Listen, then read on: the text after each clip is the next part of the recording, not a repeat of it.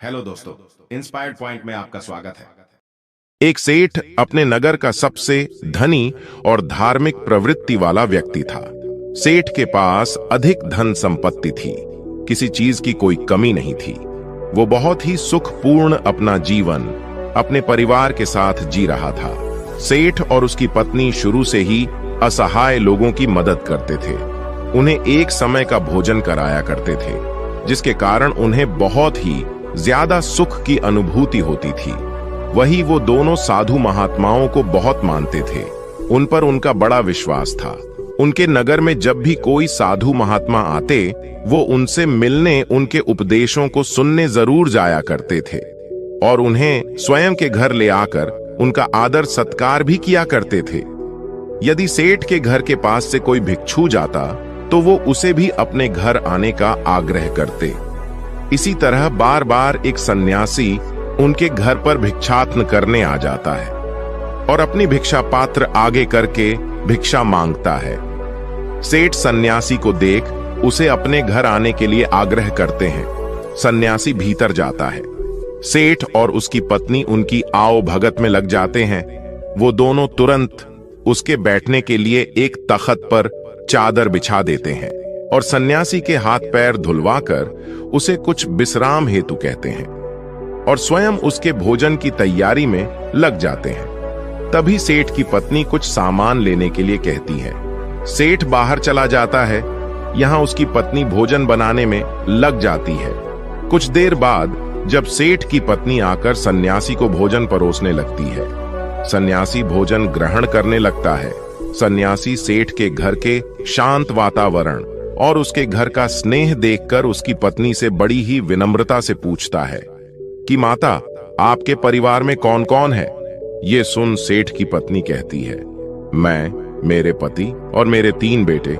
ये सुन सन्यासी आगे कहता है कि तुम्हारे पति क्या करते हैं, कितना कमा लेते हैं? ये सुन सेठ की पत्नी कहती है कि हमारे पास धन की कोई कमी नहीं, हमारे पास तो अपार धन संपत्ति है। ये सुन सन्यासी आगे कोई प्रश्न नहीं करता। तभी सेठ घर वापस आ जाता है। वो फिर पत्नी के साथ सन्यासी को भोजन परोसने लगता है। वो सन्यासी के लिए बाहर से कई तरह की मिठाई भी लेकर आता है। भोजन ग्रहण करने के बाद सन्यासी जाने के लिए तैयार हो जाता है। वो सेठ और उसकी पत्नी की स्वयं के इस आदर सत्कार के लिए आभार प्रकट करता है और जाने के लिए वो निकलते हैं। सेठ सन्यासी से कहता है कि वो उसे कुछ दूरी तक छोड़ देगा। दोनों मार्ग के लिए निकल जाते हैं। मार्ग में सेठ सन्यासी से बात करते हुए जा रहा था। तभी सन्यासी सेठ से कहता है कि आपका जो 3 पुत्र है, तीनों ही आपकी देखभाल अच्छे से करते होंगे। ये सुन सेठ कहता है कि नहीं मुनिवर, मेरी केवल एक ही संतान है। ये सुन सन्यासी सोचने लग जाते हैं कि ये कह क्या रहा है। सेठ की पत्नी ने कुछ कहा था, सेठ कुछ और कह रहा है।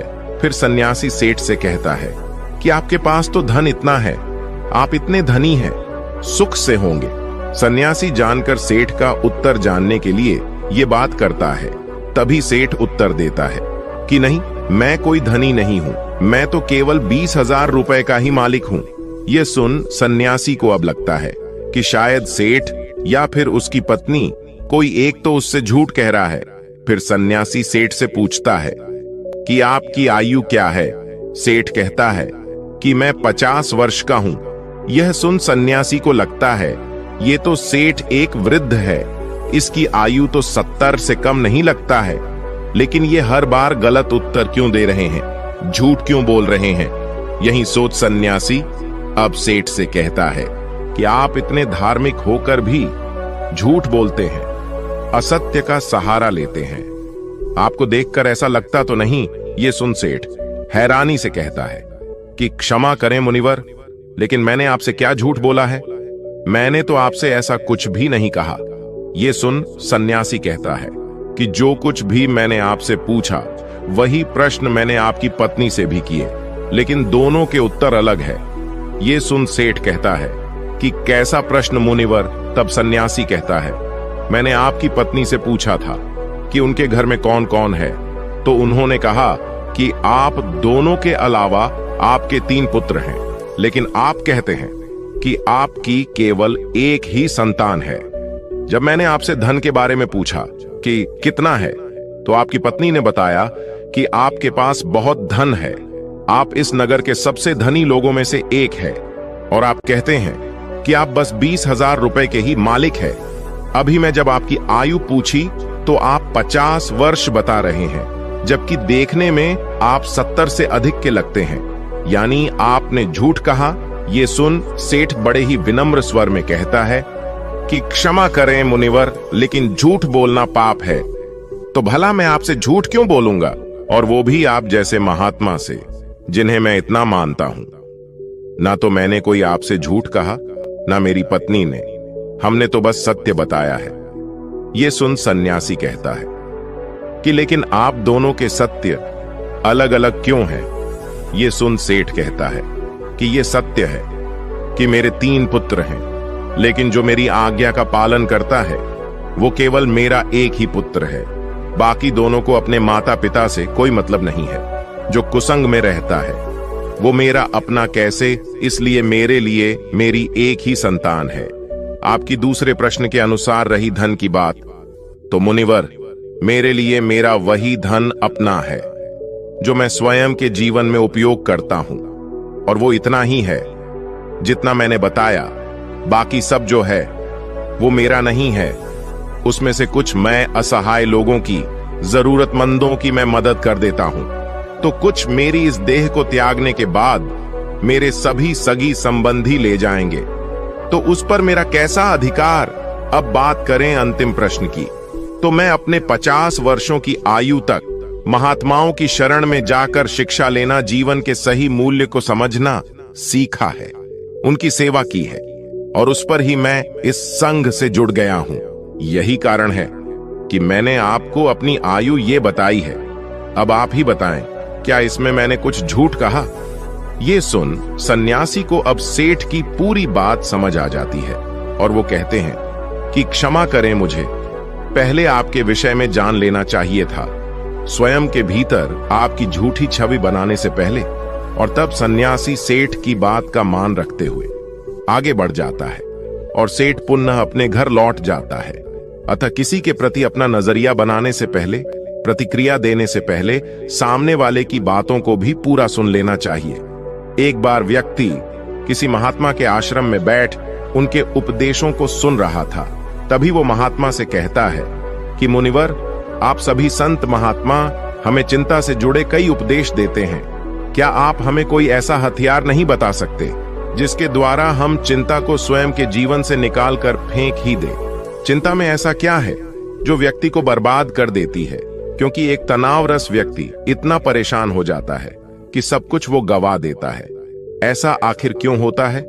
उस व्यक्ति की बात सुन महात्मा कहते हैं कि चिंता एक ऐसी मानसिक समस्या है जो यदि व्यक्ति को पकड़ ले तो उसे डुबो देती है। उसे केवल स्वयं से मुक्त कर ही आप सुखी रह सकते हैं, और ये तब होता है जब आप स्वयं को मजबूत कर लें। आपको केवल बस ये समझना है कि स्थिति चाहे कैसी भी हो, हमें उस समय तनाव में नहीं आना है, घबराना नहीं है, बल्कि स्वयं को भीतर से मजबूत रखना है। यदि आपने अपने भीतर हौसला रखा है तो कोई चिंता आपका कुछ नहीं बिगाड़ सकती। ये सुन व्यक्ति कहता है कि किंतु ऐसा होता है क्यों एक छोटी सी चिंता भी हमारे मुख की हंसी को छीन लेती है। ये सुन महात्मा कहते हैं कि आपको एक छोटी सी कहानी सुनाता हूं, ध्यान से एकाग्र होकर सुनना। एक बार पिता ने अपने पुत्र को काफी परेशान और निराश देखा।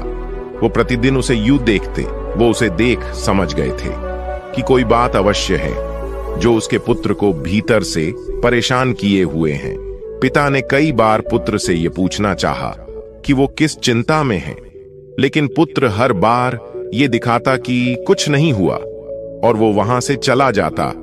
पुत्र के इस व्यवहार से पिता को यह विश्वास हो गया था कि अवश्य कोई बात है, चिंता है जो उसे भीतर से खाई जा रही है, लेकिन वो बता नहीं रहा है। तब पिता ने एक दिन पुत्र को अपने पास बुलाया और उसे समझाते हुए कहा कि जीवन में हम कितनी भी सफलता क्यों ना पा ले, लेकिन यदि हमारे भीतर चिंता या तनाव ने घर कर लिया तो ये हमारे उन्नति के बीच एक वादा बनकर आ जाती है। चिंता व्यक्ति को आगे बढ़ने नहीं देती, उसके भीतर कई सारी नकारात्मकता को भर देती है। चिंता बहुत ही भयानक होती है, ये सुखी समृद्ध घर को भी तबाह कर देती है। ये सब सून पुत्र कहता है कि आप कहना क्या चाहते हैं? पिताजी मैं समझ नहीं पा रहा हूं। तब पिता पुत्र को लेकर एक जंगल की तरफ चले जाते हैं और वहां पहुंच पुत्र से कहते हैं कि ये पेड़ जो तुम देख रहे हो ये कई वर्ष पुराना है।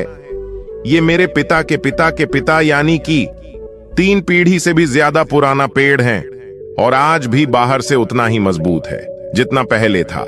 चाहे कितनी भी आंधी तूफान वर्षा क्यों ना आ जाए, इस वृक्ष को हिला तक नहीं पाई है।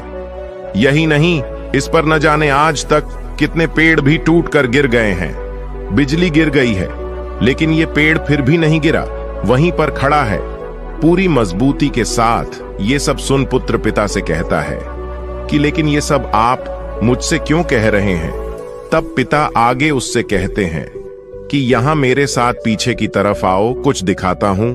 ये सुन पुत्र पिता के साथ उस पेड़ के पीछे जाता है और कहता है कि ये पेड़ के पीछे दिमक देख रहे हो? पुत्र कहता है कि हां। पिता कहते हैं कि इसी दिमक ने भीतर से इसकी छालों को पूरी तरह कुतर दिया है और बाहर की तरफ पूरी तरह यह खराब हो गया है। यह सब सुन पुत्र अब की बार भड़क जाता है और कहता है लेकिन आप कहना क्या चाहते हैं? मुझे ये सब क्यों बता रहे हैं? भला मैं इन पेड़ों के बारे में जानकर क्या करूंगा? पुत्र को यूं क्रोध में देख पिता कहते हैं कि शांत हो जाओ। तुम्हें सही तरह से बात समझाने के लिए मैं ये सब कह रहा हूं। ये सुन पुत्र कहता है कि लेकिन आप समझाना क्या चाहते हैं और क्यों? तब पिता कहता है कि जिस प्रकार ये पेड़ किसी भी आंधी तूफान बारिश या फिर बिजली के गिरने पर भी नहीं गिरा, लेकिन एक दिमक ने इसे कमजोर कर दिया और इतने वर्षों से खड़े इस पेड़ को आज गिरने के लिए मजबूर कर दिया, उसी प्रकार व्यक्ति के भीतर बैठी चिंता उसके पतन का, तबाही का कारण बन जाती है।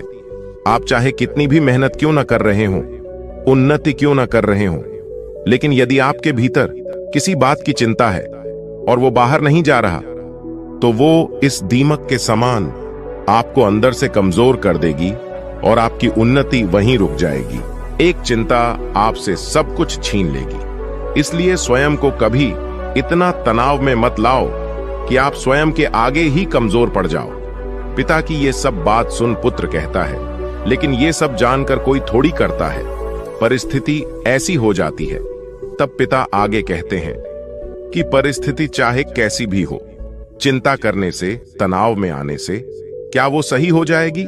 नहीं। चिंता करना, परेशान हो जाना किसी भी समस्या का हल बिल्कुल नहीं है।